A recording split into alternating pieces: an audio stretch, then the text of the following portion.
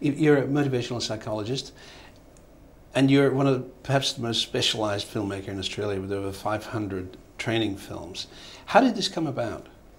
I began as a psychologist working in a government department, involved very heavily in training, training staff, training other psychologists, and at that time the format of 3/4-inch video had just sort of come about, and so we had equipment and I started using it to train other psychologists and then started playing around with making our own little programs. And at around that time as well, I worked as a project officer on a training film made professionally by Film Australia for our sort of psychologist area, and both of those I just got fascinated with and took a huge detour at that time. So, would you call yourself a filmmaker? It took a long time before I did, because I kind of always felt like I'd kind of snuck in.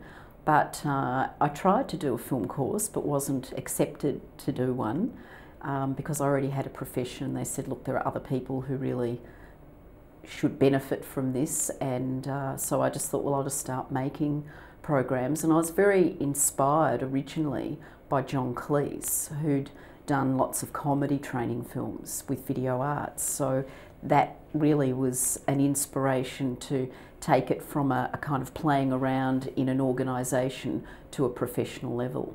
You've been on the board of Film Victoria, so you've obviously convinced some people that you are a filmmaker.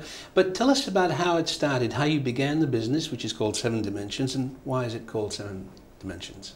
Okay, well, so I was working in a government department, and when I realised that I could actually make films by hiring people and working with people who had the skills, I got excited and thought I'd like to do this professionally and set up a company. So I registered a name, loved the name Seven Dimensions because I thought there'll be 7 different areas of my company, and 7's a really good number, and it includes my name in it, Eve, and I felt good about it. So I registered the name, set up the business and decided to make comedy training films, and that was what I really set out to do, and went and met with John Cleese and spelled out what my vision was, and he said, yeah, go for it, it sounds really good, and so I began. When you say you met John Cleese, was that with a view to involving him? No, I guess he was, at that time in Australia there were no Australian training films. There were a couple of things, but primarily the market had been really saturated by American training films, where people were complaining here in Australia that the American accents, you know, were really disappointing, and there were the British films, primarily the John Cleese ones from Video Arts, and also Rank had done a lot of drama programs, and so I really thought there's an opening and a potential here, but obviously I'm going to be in a kind of conflict situation because I'm going to be marketing against these companies. And I also feel that it's great to voice your vision to the guru or to go and speak to someone. And it wasn't really to be involved, but it was just to say, look, I'd really like to do this. And just his terrific openness gave me a lot of confidence. What were the first things that you had to do to actually operate it as a business? I mean, how did you start?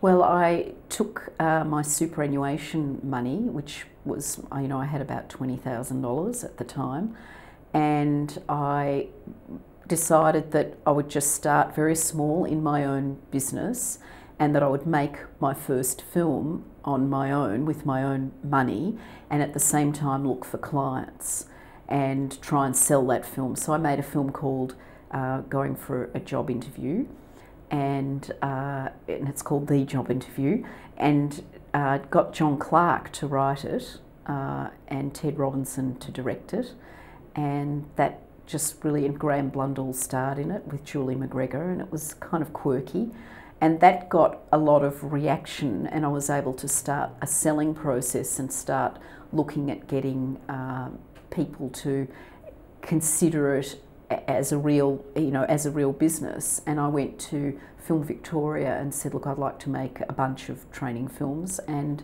they put some money up for script development and I matched it, and then I got other funding and put my own money in and started making full-on business films. At the same time, picked up about 3 clients in my first year. What were the sort of things that you said to these clients? I mean, how did you, in other words, how did you sell?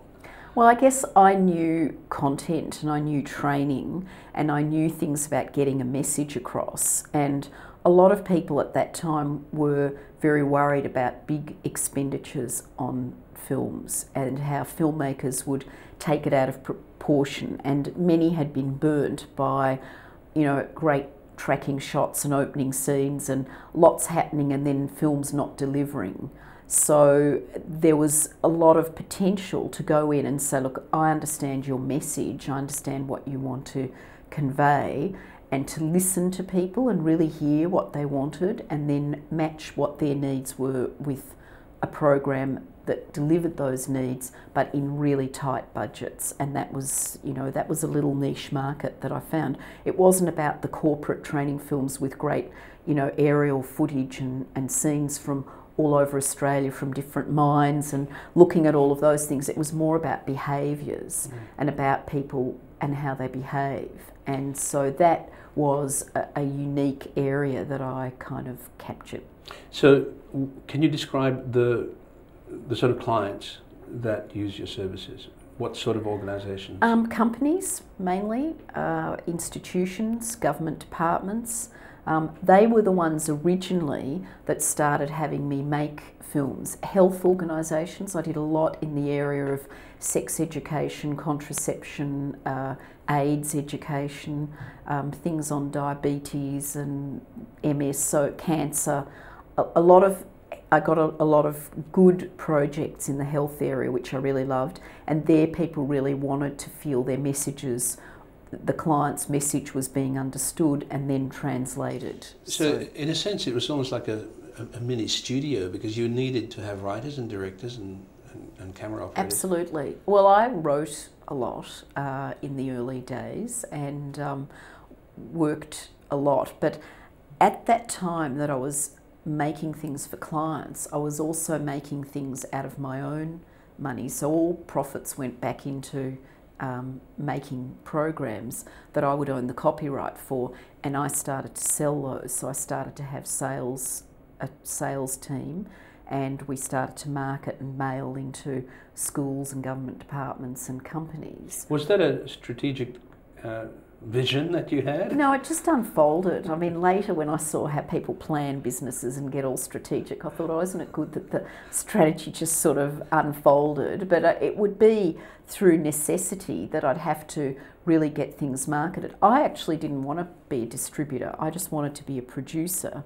But the strange thing is, in markets, many times a producer is best selling their own project. They're passionate about it, they can describe it, they know who it's pitched at, and certainly in the what used to be called the non-broadcast market, you really know how to sell it, even though you might not want to set up a sales process. So I first went to a number of distributors in 1981 saying, I'm making 6 comedy training business films and I'd like to distribute them.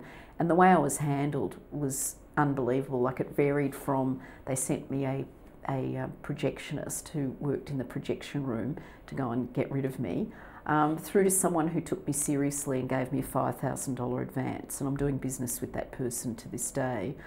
But even all those distribution deals, I maintained the right to distribute myself, just in case someone came to me directly and wanted to buy. And throughout all of that time, our sales have always exceeded any distributor sales.